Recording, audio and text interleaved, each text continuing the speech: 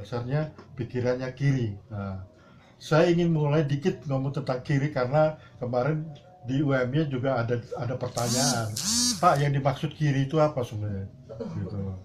Soalnya orang masih berdebat tentang kiri itu apa gitu, kiri dan kanan yang dia ingin tanyakan. Saya bilang gini, sejarah yang disebut kiri itu dimulai dengan persidangan waktu revolusi Prancis. Nah, ketika ada revolusi Prancis itu ada tiga golongan, ada golongan bangsawan, ada golongan rohaniawan, ada golongan rakyat jelata. Nah, golongan bangsawan bekerja sama dengan golongan rohaniawan, duduknya di sebelah kanan. Golongan rakyat jelata duduknya di sebelah kiri. Nah, sejak itulah mulai ada tradisi orang yang menganggap dirinya kiri, orang yang duduk dia di kiri itu berarti dia anti establish. Orang yang duduk di sebelah kanan dia berarti pro establish. Itulah yang sebenarnya kiri dan kanan pernyataan itu. Makanya kalau kita lihat apa yang terjadi di parlemen Inggris itu bisa kelihatan jelas. Partai yang menjadi partai pemerintah itu selalu duduknya di sebelah kanan. Partai yang menjadi oposan duduknya di sebelah kiri. Jadi itu tradisi kata kiri dan kanan itu dulu berasal daripada revolusi Prancis. Tapi ada juga arti kiri dan kanan boleh diterjemahkan dalam pemikiran politik agak berbeda. Misalnya gini, kiri dan kanan. Kalau kiri itu biasanya orang-orang yang sosialis, ya, orang-orang yang Marxis itu disebut kiri. Orang-orang yang agama, tentara, fasis disebut kanan gitu. Jadi ada perbedaan itu. Jadi kanan itu ya kalau nggak fasis, tentara, ya agama itu fasis. Tapi agama, tentara, fasisme itu biasanya kanan. Tapi kalau kiri itu sosial, demokrat, Marxis, itu komunis itu kiri gitu.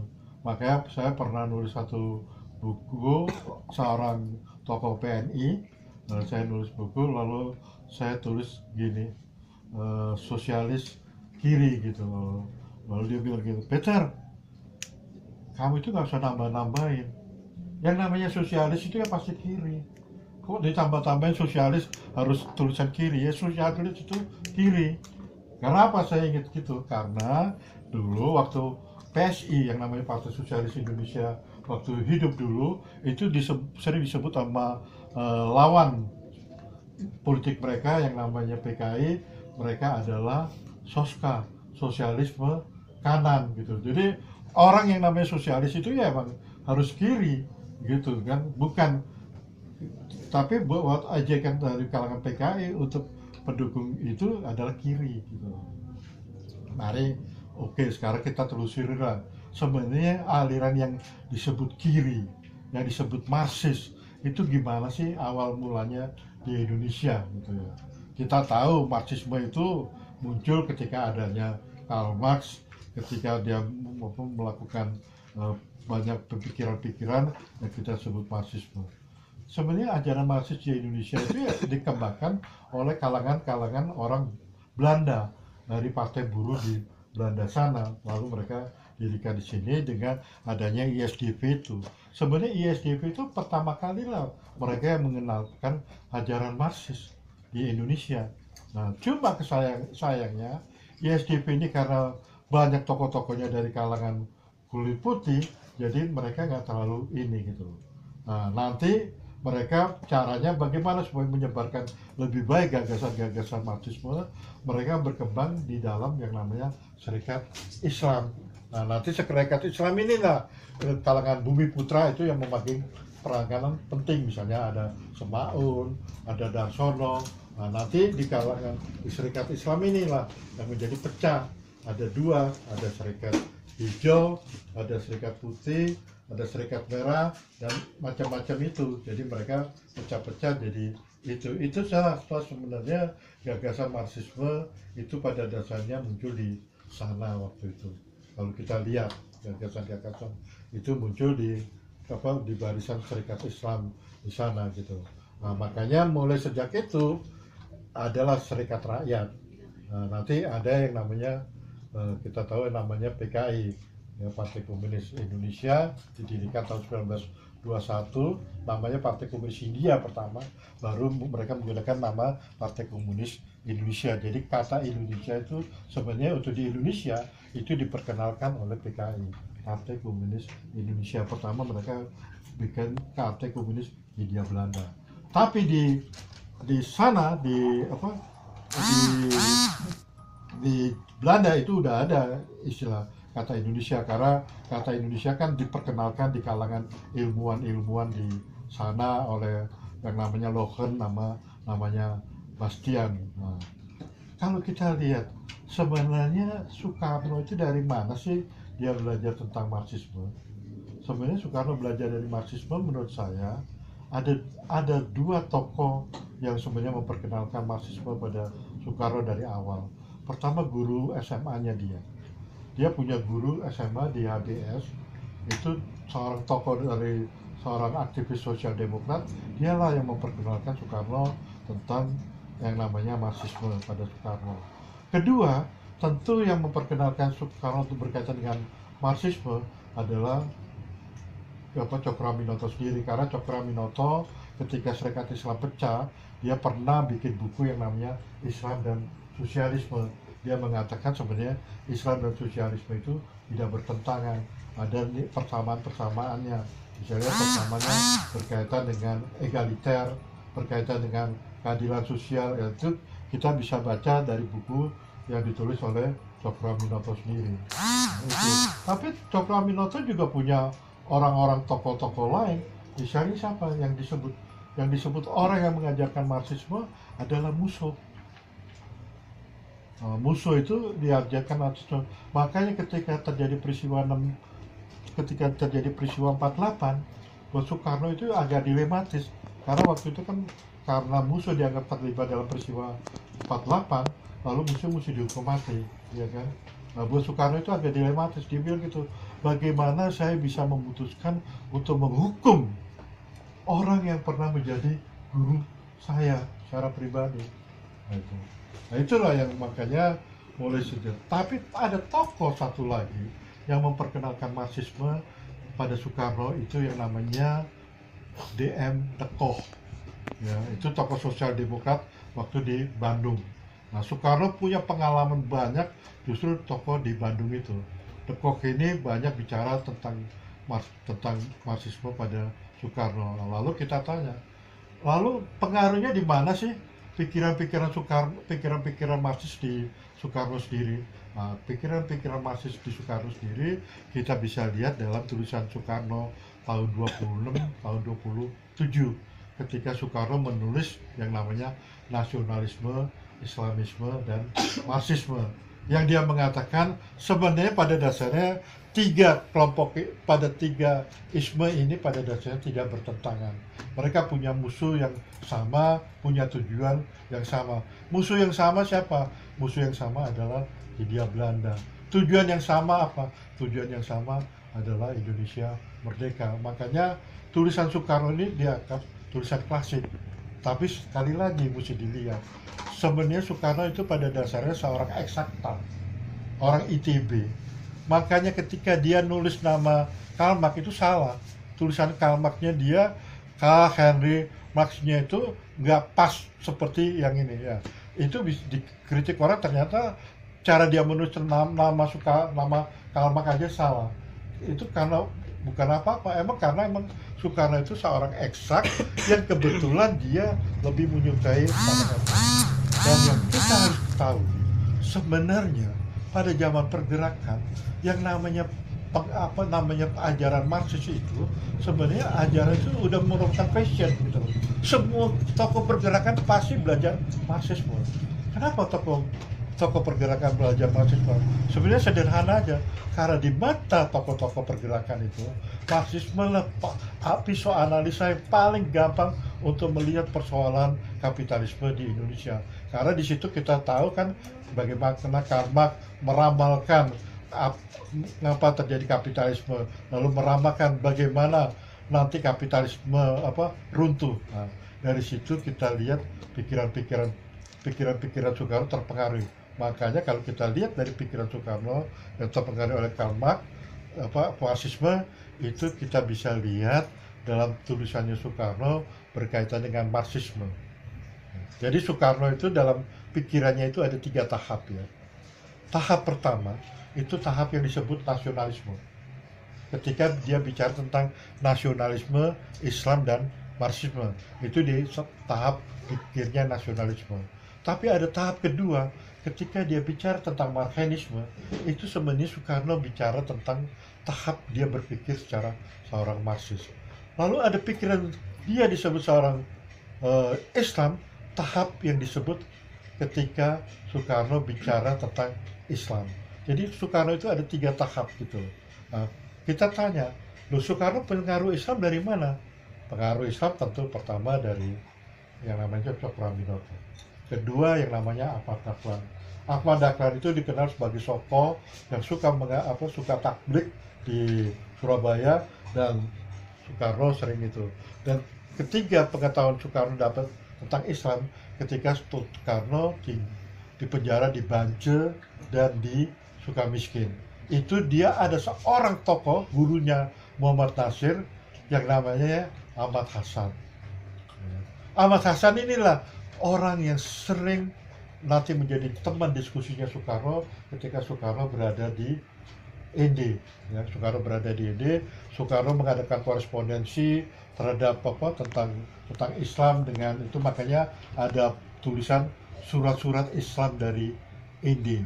Nah, lalu Soekarno ketika tahun 34 sampai tahun 38 dia ada di ND, tahun 38 sampai 42 dia ada di Bengkulu. Bengkulu itu dikenal sebagai daerah Muhammadiyah, yang waktu itu di Sumatera emang lagi tumbuh-tumbuhnya itu. Jadi pemikiran Soekarno tentang Islam itu bisa kita lihat itu. Tapi kalau kita melihat pemikiran Soekarno tentang Marxisme, kita bisa lihat dari ketika Soekarno berkenalan dengan Musso, ketika Soekarno berkenalan dengan Alimin waktu di rumah Cokro, karena orang mengatakan rumah Cokro ini sebenarnya rumah para nasionalis Indonesia. Karena apa? Semua orang itu pada datang ke rumah Cokroaminoto di Surabaya, dan dari situlah biasanya yang namanya Soekarno banyak belajar dari itu. Makanya saya pernah nulis sebuah artikel, tulis tragedi murid Soekarno. 3 tokoh yang menjadi tragedi: Soekarno, Musso, dan Kartosuwiryo.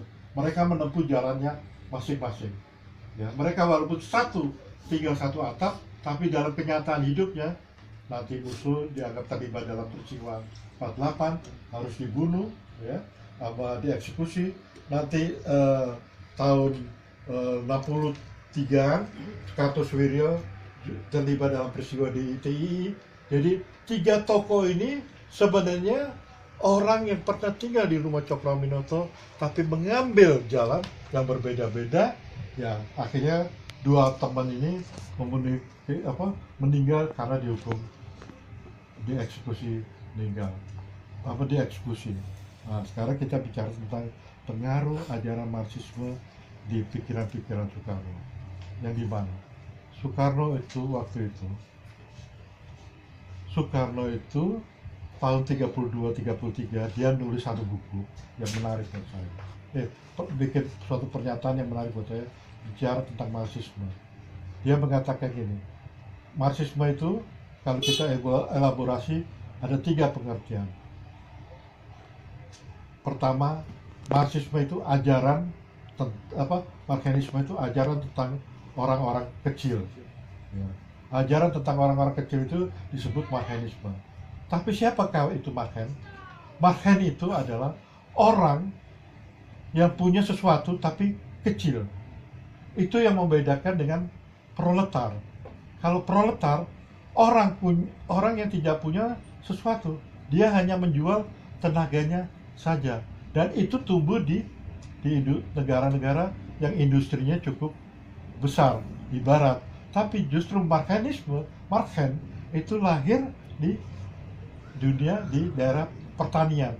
Makanya Soekarno mengatakan orang yang disebut Marxen itu adalah orang yang mempunyai alat tapi kecil, tidak seperti proletar. Kalau proletar itu mereka mereka tidak punya apa-apa, mereka hanya menjual tenaga mereka.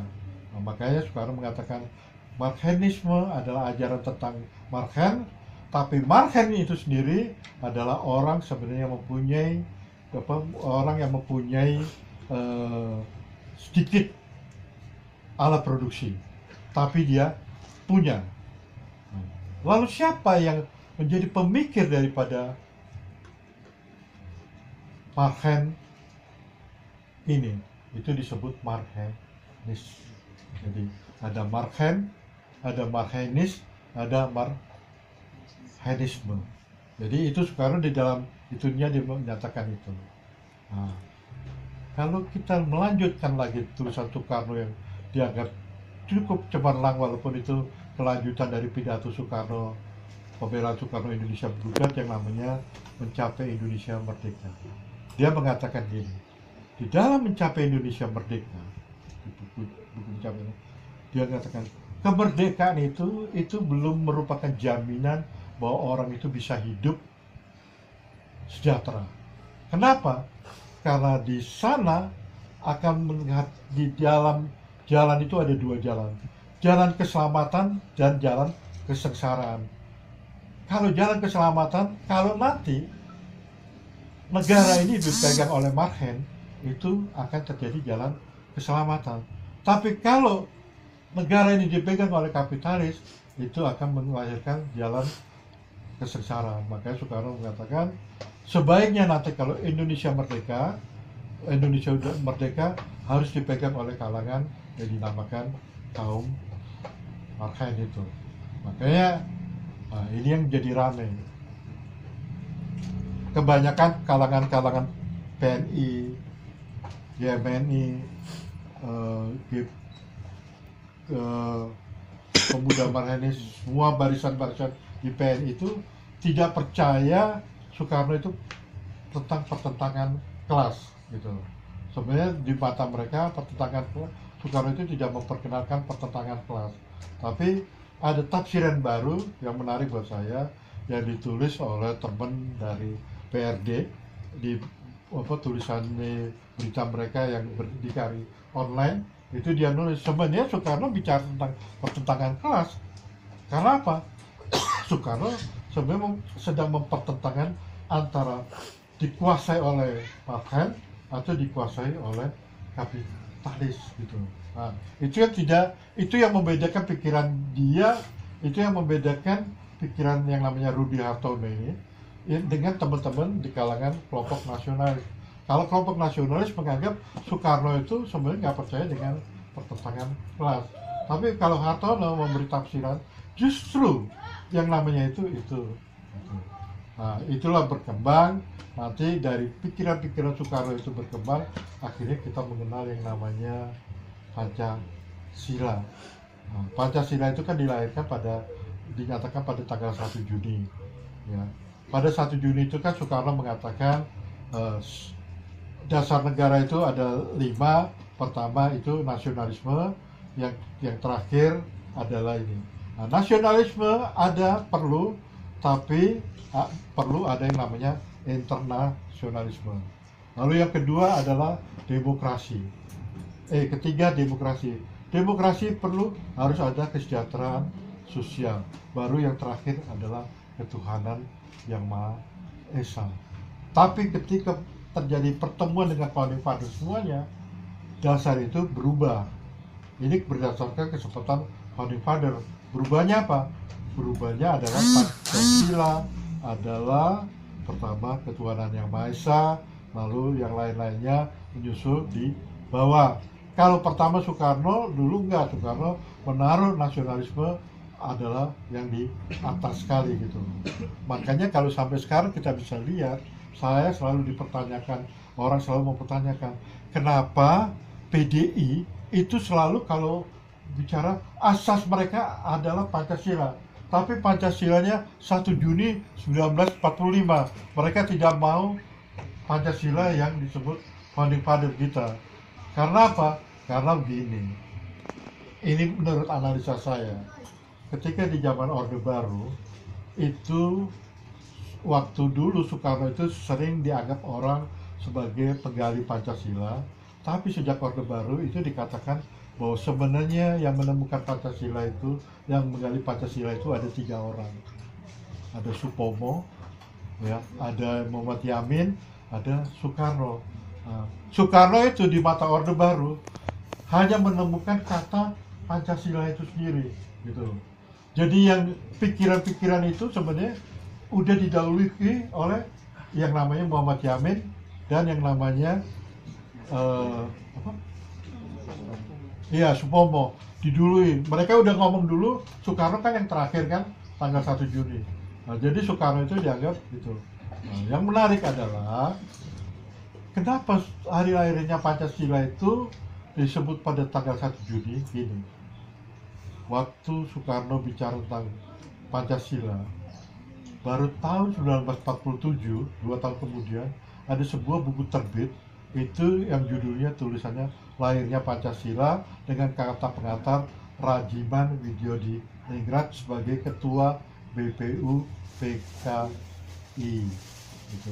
Tapi sekarang dikoreksi, bukan BPU PKI, BPU PK, karena dalam bahasa Jepangnya nggak ada kata Indonesianya, jadi Dokuritsu Shubi Chosokai, jadi bukan BPUPK. Tapi orang sekarang masih ada sejarawan yang menggunakan kata BPUPKI, tapi ada sejarawan yang menggunakan kata BPUPK gitu, karena melihat dari bahasa Jepangnya itu Dokuritsu Shubi Chosokai gitu.